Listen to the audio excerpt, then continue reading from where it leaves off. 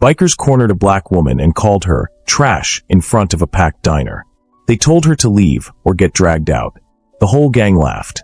But what they didn't know, the woman they were threatening is a ruthless U.S. Marine. And when she fights back, what happened next will shock you. Before we dive in, hit subscribe so you don't miss stories like this. And tell us in the comments where you're watching from. The diner door jingled as Blair Ree Coleman pushed it open. She walked straight to a red vinyl booth, the only empty one in the back corner, and slid in. She didn't see the gang at first. All she saw was June Parker, her friend from work, already seated opposite her. June's face was pale, eyes darting nervously. "You sure you want to eat here?" June whispered. Ree didn't answer. She picked up the laminated menu like she couldn't hear. A harsh voice split the air. "Hey, you. The booth's taken." The speaker, Troy Knives Maddox, 6 feet 2 inches, tattoos spiraling over both arms, leather vest loaded with patches, stood inches from her. 10 more men in matching vests loitered behind him like wolves circling prey. Ree glanced up calm, her dark eyes steady. "I don't see a reserved sign." "You don't see?" Troy smirked, leaning down until his nose almost touched hers. "This is a white table, sweetheart. You're in the wrong place." His words rippled across the diner. People turned to watch but said nothing. Forks paused midair. Someone whispered, "Don't get involved." June tried to shrink into the corner. "Ree, maybe we should just go." Troy slapped his palm on the table, rattling the glasses. "Did you not hear me? I said get your black ass up before I drag you out myself." Gasps. Murmurs. The waitress froze near the counter. Ree's face didn't move. She reached for the glass of water, lifted it, took a slow sip. That infuriated him more. Blair Coleman looked ordinary. Worn green t-shirt, jeans, hair tied back. She drove an old Ford pickup that coughed smoke at stoplights. People in town thought she was a hospital custodian because she always wore scrubs leaving night shifts. What they didn't know, Blair Coleman was a decorated U.S. Marine captain, retired after 12 years of active combat duty. 2 tours in Afghanistan, 1 in Syria. 3 Navy commendations. She trained men twice Troy's size to survive hand-to-hand combat. She didn't brag. She worked quietly, volunteered at the VA hospital, and minded her business. That night, she just wanted dinner with her friend. "Stand up," Troy barked. His finger hovered an inch from her face, the tattoos on his hand curling like snakes. "Or you're leaving face first through that door." Ree's fork hovered above her plate of chicken and vegetables. She didn't look at him. "I came here to eat. You're blocking my light." The gang roared with laughter. "Listen to her. Thinks she's better than us. Somebody teach her manners." A blonde biker named Reese Dog Harrigan slid into the booth beside June, pressing her against the wall. "You hang with her, you pay too," he hissed. June's eyes filled with tears. "Please," she whispered to Ree. "Just go. Please." Troy smirked wider. "You heard your friend. Crawl out now. We don't serve her kind here." Blair set down her fork, wiped her hands with the napkin, folded it neatly. Her stillness felt heavier than shouting. Troy mistook it for fear. "You deaf or stupid?" He leaned closer, spittle hitting her cheek. "Say yes, sir, and maybe I let you out alive." The diner had gone dead silent. A trucker at the counter gripped his coffee mug, but didn't move. The cook peeked from the kitchen, white knuckles on the pass window. Nobody stepped in. Neon buzzed above. The smell of grease mixed with leather and cigarette smoke from their jackets.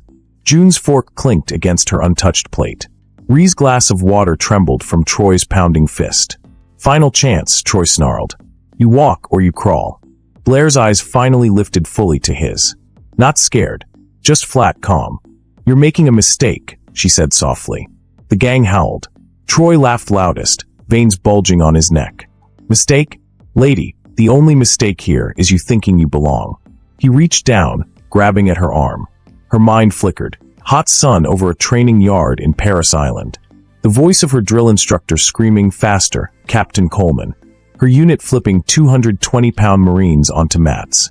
Afghan children waving at her convoy. Her mother's voice on the phone saying, "Come home safe." Back to the diner. His hand closing on her sleeve. Dog snickered at June, sliding closer. "You two must like pain." Another biker blocked the aisle. "Lights out time," he muttered. The waitress quietly slipped behind the counter, dialing 911 under her breath. Troy leaned closer, whispering in Blair's ear. "Say goodbye to your teeth, girl." Blair's hand stayed flat on the table, palms relaxed. Her breathing even. Then Troy made the move, the one mistake no one in that diner would ever forget. He yanked her arm. And Blair Coleman finally stood up. Her chair screeched across the tile. In one movement, she straightened to her full 5 feet 9 inches height, eyes locked on his, spine unbending. The diner air changed. Even the neon seemed to hum lower. Troy's smirk flickered. "What are you?" Blair took one small step forward. "I told you. You're making a mistake." Silence swallowed the room. And then she moved. Troy's hand clamped on Blair's arm. His other hand clenched into a fist, ready to swing. The biker gang crowded closer, their leather vests brushing against booths and chairs, boots squealing on tile. Blair moved like a shadow. One sharp twist, his grip broke. She spun his wrist backward with a controlled snap. Troy's knees buckled.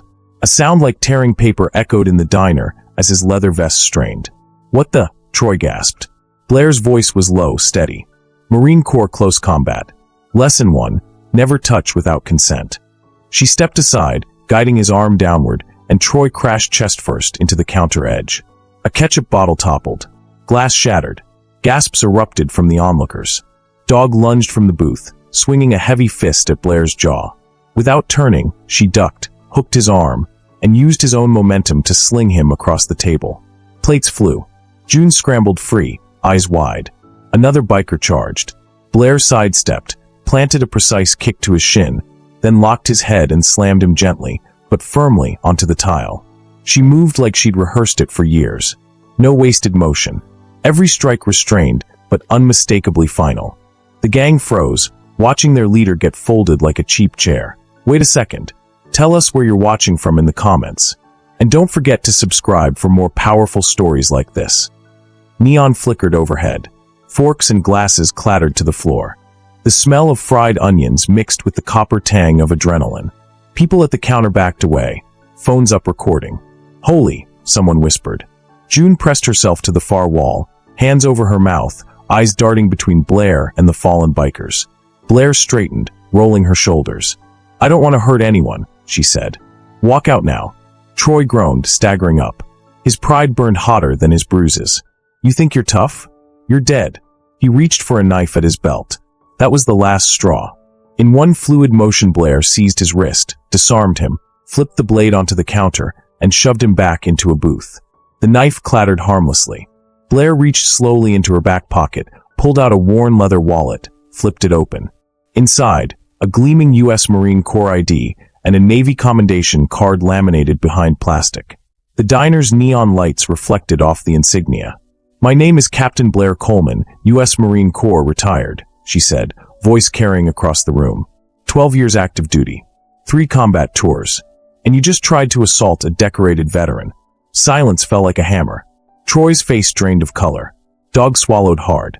The rest of the gang shifted, their swagger evaporating. "You," Troy croaked. "You're." "Yes," Blair cut him off.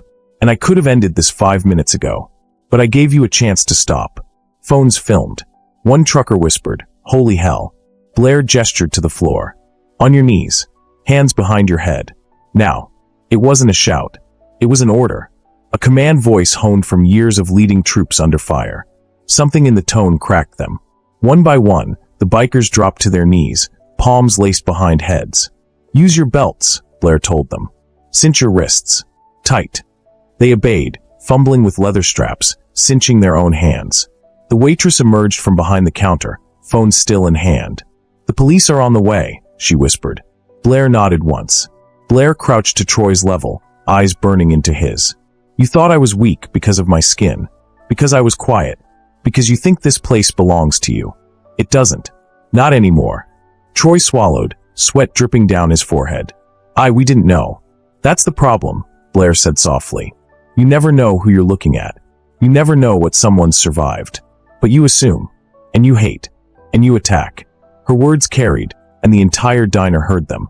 A middle-aged woman at the counter began to cry. A teenage busboy whispered, "She's a hero." June finally stepped forward, trembling but smiling through tears. "Blair," she said. Blair stood and put a steadying hand on June's shoulder. "You're safe now." Police sirens wailed outside, red and blue lights splashing against the diner's chrome. 2 uniformed officers entered, hands hovering near their holsters. "We got a call about a disturbance." The waitress pointed. "Those men attacked her." She stopped them. The officers blinked at the sight of the bikers kneeling, wrists tied with their own belts. Blair handed over her ID. "Captain Blair Coleman, U.S. Marine Corps."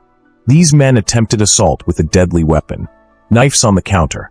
Multiple witnesses. The officers glanced at each other, then at the crowd of phones recording. "Understood," one said, voice formal. "We'll take it from here, Captain." They began cuffing the bikers properly, reading them their rights. Troy shot one last glance at Blair, shame crawling across his face. The diner slowly exhaled. People began murmuring, clapping softly. Someone said thank you. Another whispered, she saved her friend. Blair helped June back to their booth. Plates were smashed, food scattered, but the seat was still there. "You okay?" Blair asked. June nodded shakily. "I've never seen anything like that. You didn't even flinch." Blair took a sip of her now warm water. "Combat teaches you to stay calm. Hate teaches you to stand tall." June's eyes shone. "They'll never forget this."